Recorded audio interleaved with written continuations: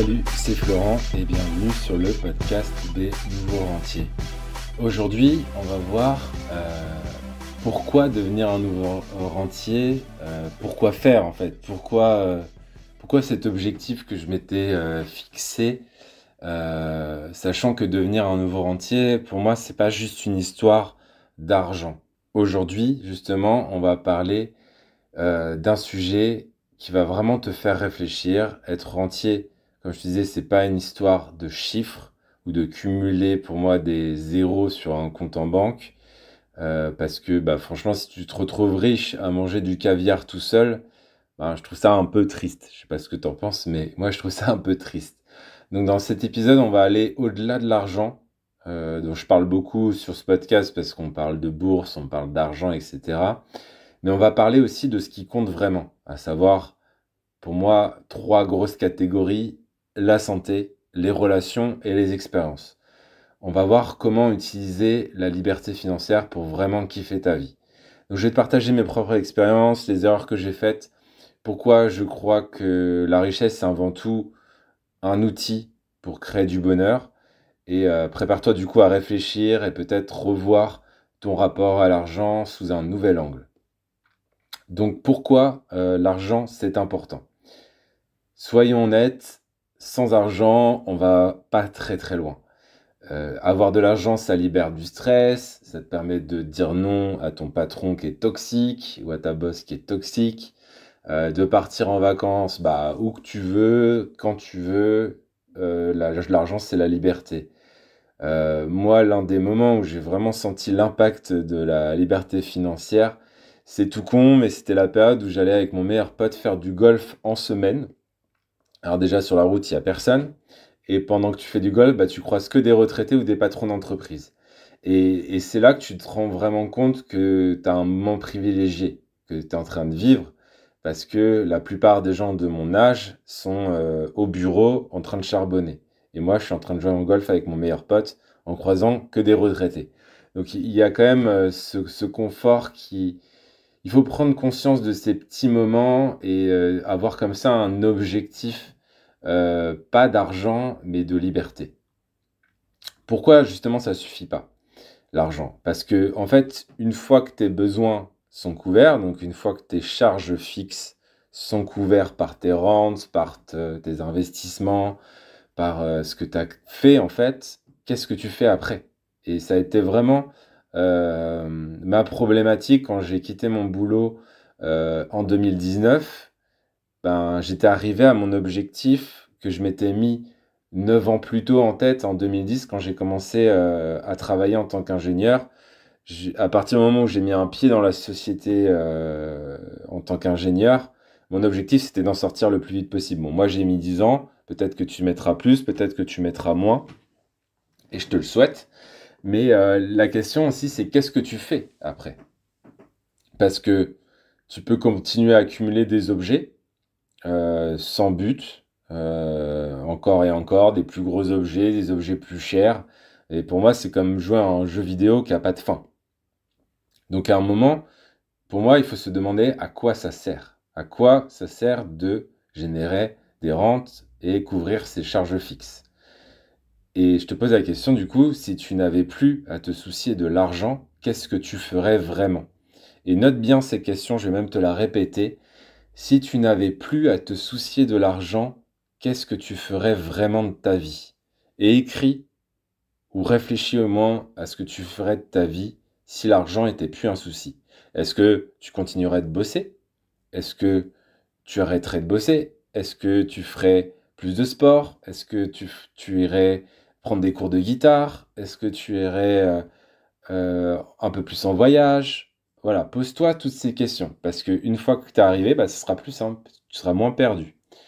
Euh, pour moi, les vrais investissements dans le bonheur, comme je te disais, il y a trois piliers. Allez, quatre si je rajoute un que j'ai en tête. Mais ouais, trois, quatre piliers. Le premier pilier, c'est le pilier de tout le reste. C'est le gros pilier qu'il ne faut pas négliger, c'est la santé. Investir dans sa santé, c'est, je pense, l'investissement le plus rentable que tu puisses faire. Parce que si tu peux pas profiter de ta richesse, en fait, ça sert à quoi? Si tu sacrifies ta santé pour être de plus en plus riche, mais qu'à la fin tu es de plus en plus malheureux, aucun intérêt. Donc il y a un équilibre à trouver. Et par exemple, personnellement, j'essaie d'aller courir 1 à 2 fois par semaine. En ce moment, je fais ce qu'on appelle le 7 minute workout. Donc 7 minute workout, c'est un programme qui est prouvé scientifiquement. Donc c'est que 7 minutes par jour. Et si tu fais ça vraiment tous les jours, tu restes en bonne santé parce que tu montes un peu ton rythme cardiaque, tu entretiens un peu ton corps. Ça nécessite aucun outil. Tu as une application qui s'appelle, tu tapes 7 minute workout, tu trouves plein d'applications. Et si tu prends ne serait-ce que 8 minutes par jour, et je pense qu'on a tous 8 minutes par jour, et tu fais ça tous les jours et tu seras tranquille au niveau du sport. Mais le plus dur, c'est pas de savoir ça, c'est de le faire après. Et crois-moi que c'est pas si facile que ça, même moi qui ai tout mon temps, dans le sens où je gère moi-même mes journées, il y a des jours où j'ai pas envie de le faire, où je le fais pas et je suis pas du tout assidu. Mais il y a une vraie différence entre ce qu'on sait qu'on doit faire et ce qu'on fait vraiment. Et je pense que plus on arrive vers ces objectifs, c'est plus on fait vraiment ce qui compte, justement. Avant la naissance de ma fille, j'allais aussi au CrossFit. Mais là, franchement, je t'avoue que mon niveau d'énergie, il baisse avec les nuits aléatoires. Et du coup, j'ai mis un peu ça de côté. Mais j'essaie quand même de maintenir un niveau minimum de sport. Surtout que j'ai vite fait à rester chez moi tranquille, à jouer aux jeux vidéo ou un peu faire mes coachings, etc. Et j'ai vite fait de pas sortir de chez moi. Donc, faut que je fasse. Je sais que c'est un point sur lequel il faut que je fasse assez attention parce que je suis de nature assez casanière.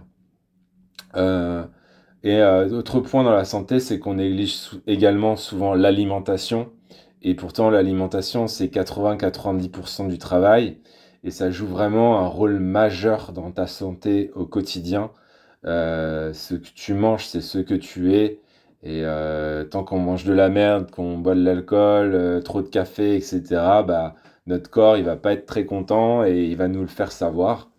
Et donc, ça reste le sport, mais encore plus l'alimentation. C'est vraiment les trucs sur lesquels on a la main et on peut faire des choses pour rester en bonne santé le plus longtemps possible. Donc, je te pose encore une question. Est-ce que tu prends vraiment soin de ta santé comme elle le mérite? Est-ce que tu prends vraiment soin de ta santé comme elle le mérite? Réponds-toi honnêtement, oui, non, un peu entre les deux, mais sois honnête avec toi-même, ça te permettra aussi d'avancer. Le deuxième pilier qui est moins important que la santé, mais tout aussi important à mon avis, c'est les relations. L'argent, ça remplace pas les liens humains. Les liens humains, c'est gratuit et pourtant, ça apporte énormément de bénéfices pour nous en tant qu'êtres humains. Tu peux avoir des millions sur ton compte en banque, mais si tu es tout seul sur un yacht à poster des selfies, ça va pas te servir à grand-chose. Donc les moments pour moi passés avec des amis, ta famille, au final, c'est ça qui reste. Moi, hier soir, j'étais avec un ami avec lequel j'ai les meilleurs souvenirs de ma vie. C'est quand je suis parti avec lui. Je venais de quitter mon boulot donc en 2019 et sur l'été 2019, on a passé un mois à faire le tour de l'Ouest américain, de parc au parc, dans un van. Petit stop à Los Angeles, dans tous les parcs, le Grand Canyon, tous les grands parcs du Ouest américain, Monument Valley, Las Vegas, le désert de la mort, Yosemite, San Francisco, et puis on est retourné à Los Angeles. Enfin, c'était vraiment un des plus beaux voyages de ma vie, parce que je m'attendais pas du tout à ça. J'avais regardé aucune photo, et j'étais vraiment dans chaque parc. J'étais vraiment les yeux écarquillés, complètement halluciné de ce paysage qui était complètement différent à chaque fois. C'est vraiment un voyage qui a changé ma vie, changé ma vision du voyage aussi. Et on a tissé aussi avec mon pote des liens qu'on gardera à vie parce qu'on a vécu ces moments de vie et de liberté pendant ce mois qui sont vraiment difficiles à décrire et aussi à reproduire dans notre quotidien. Donc c'était vraiment une parenthèse, mais dont je me souviendrai toute ma vie. Et ça m'a coûté moins de ce que je dépensais quand je restais un mois à Paris avant.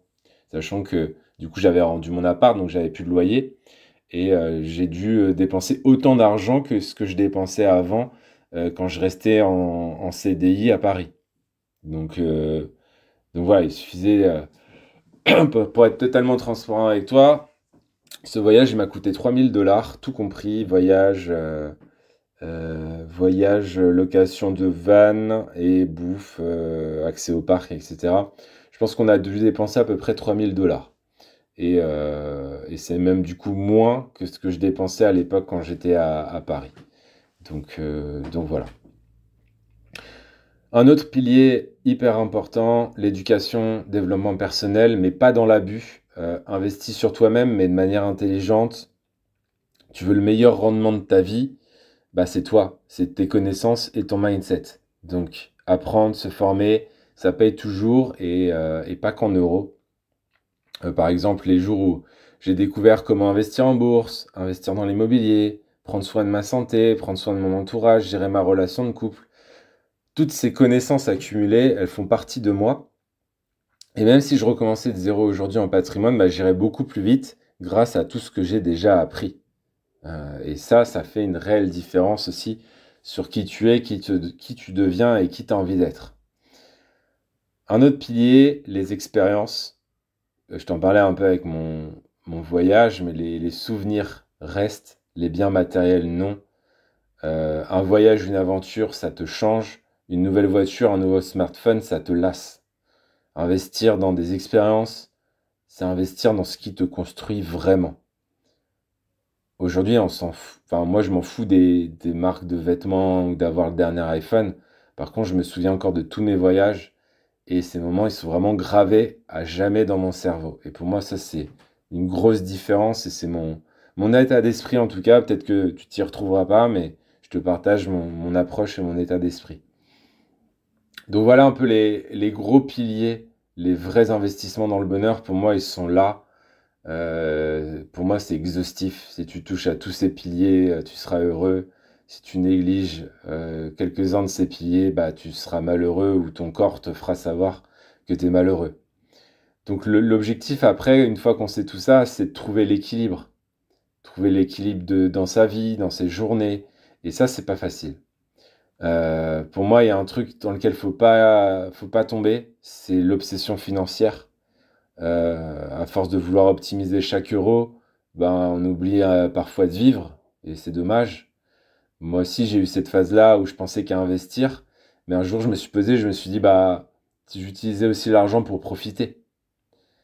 Et même si c'est épargner, même si épargner, c'est important pour ton avenir financier, fais-toi aussi un budget plaisir. Une part de tes revenus uniquement pour kiffer. Je pense que ça, c'est important. Ça peut être le budget que tu veux, tu vois. Ça peut être un massage, ça peut être un très bon restaurant, un concert de musique, un voyage avec des amis. Ça, c'est très personnel, donc je te laisse écrire ou penser à ce que tu veux mettre dans ton budget plaisir, mais je pense que c'est important de se faire plaisir au moins une fois par mois.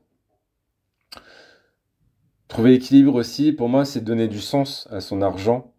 La question que je te pose, c'est est-ce que tu utilisais l'argent pour aider, si tu en as, que ce soit un proche, une cause, un projet. Donner du sens à ton argent, ça pourrait vraiment te transformer. Moi, j'ai décidé de donner une association qui amène de l'eau potable dans des pays défavorisés, parce que bah, je trouve que l'eau, c'est la base de la vie, et j'ai du mal à concevoir, en France, par exemple, qu'on n'ait pas l'eau courante et l'eau courante potable. On se douche quand même avec de l'eau qu'on peut boire. Et j'ai même plus, on tire la chasse avec de l'eau qu'on peut boire. Donc, alors qu'il y a des pays qui n'ont même pas d'eau potable. Et du coup, pour moi, c'est un combat qui est important. C'est une manière pour moi de contribuer, même si c'est pas grand-chose, je pourrais certainement faire plus. J'ai quand même l'impression comme ça de redistribuer un peu de ma richesse occidentale et aider des gens qui sont vraiment dans le besoin. Donc après, chacun son combat. Moi, c'est ma vision aujourd'hui. Elle changera peut-être dans le futur, mais pour l'instant, c'est ma vision. Et ça fait assez longtemps que je suis dans cette association. Pour finir, je te dirais que devenir rentier, c'est pas une fin, c'est un moyen d'aller plus loin dans ta vie. Ça peut te permettre de vivre une vie qui te ressemble vraiment, où tu investis dans ce qui compte, ta santé, tes relations, tes rêves. Et je te pose la question, si tu n'avais plus à te soucier de l'argent, qu'est-ce que tu ferais pour rendre ta vie vraiment épanouissante? Euh, c'est vraiment pour moi la question clé de ce podcast. Il faut vraiment que tu te la poses, que tu sois honnête avec toi-même et que tu essayes d'y répondre, même si peut-être tu n'y répondras pas aujourd'hui, mais de te la noter quelque part et essayer de prendre le temps de répondre à ces questions qui sont fondamentales et qu'on met souvent de côté parce que le train de la vie quotidienne, les enfants, le conjoint, les sorties, etc., font que souvent on finit la journée et on ne s'est pas vraiment posé les questions qui sont vraiment importantes. Si cet épisode t'a inspiré, partage-le autour de toi. Dis-moi dans les commentaires du podcast ou si tu écoutes le podcast sur YouTube, dans les commentaires sur YouTube, ce que toi tu ferais avec cette liberté financière. N'oublie pas de mettre 5 étoiles sur Apple Podcast ou Spotify ou Deezer ou la plateforme sur laquelle tu écoutes ce podcast. Ça aide à donner de la visibilité au podcast, à le faire connaître au plus grand nombre. Et si on revient côté finance, si tu veux aller plus loin dans ta réussite financière, je suis là pour t'accompagner. T'as le lien qui est dans la description de ce podcast pour avoir une vision déjà de moi, comment je conçois l'investissement long terme et potentiellement aussi de prendre un rendez-vous avec moi si tu es intéressé. Donc voilà, tu as tout ce qu'il faut dans la description de ce podcast. Moi, je te souhaite une bonne journée, bonne soirée, bonne matinée en fonction de quand tu écoutes ce podcast. Et je te dis à la semaine prochaine pour un nouveau podcast. Ciao, ciao, ciao!